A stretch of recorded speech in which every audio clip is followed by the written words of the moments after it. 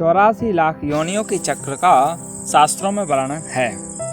30 लाख बार वृक्ष योनि में जन्म होता है। इस योनि में सर्वाधिक कष्ट होता है। धूप, ताप, आंधी, वर्षा आदि बहुत शाखा तक टूट जाती हैं। शीतकाल में पतझड़ में सारे पत्ता तक झड़ जाता है। लोग कुल्हाड़ी से काटते हैं।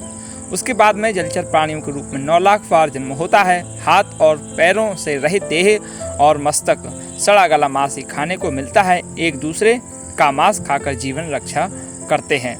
उसके बाद कृमि योनि में 10 लाख बार जन्म होता है और फिर 11 लाख बार पक्षी योनि में जन्म होता है।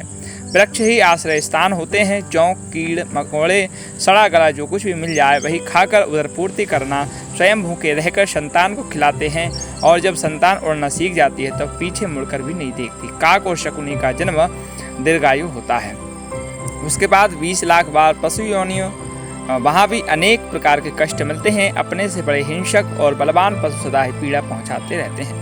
वह के कारण पर्वत कंदराओं में छुपकर रहना, एक दूसरे को मारकर खाना, कोई केवल घास खाकर ही जीते हैं। किन्हीं को हल खींचना, गाड़ी खींचना आदि कष्ट साध्य कार्य करने पड़ते हैं। रोग शोक आदि होने पर कुछ बता भी नहीं सकते।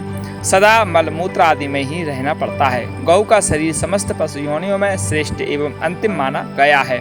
इसके बाद में 4 लाख बार मानव योनि में जन्म होता है।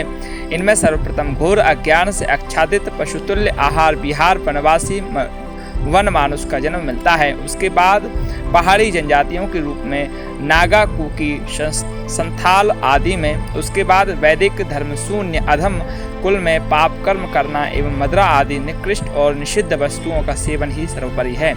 उसके बाद शूद्र कुल में जन्म होता है। उसके बाद वैश्य कुल में, फिर क्षत्रिय और अंत में ब्राह्मण कुल में जन्म मिलता है और सबसे अंत में ब्राह्मण कुल में जन्म मिलता है। यह जन्म एक ही बार मिलता है। जो ब्रह्म ज्ञान का संपन्न है वही ब्राह्मण है। अपने उद्धार के लिए एवं आत्म कल्याण से परिपूर्ण हो जाता है।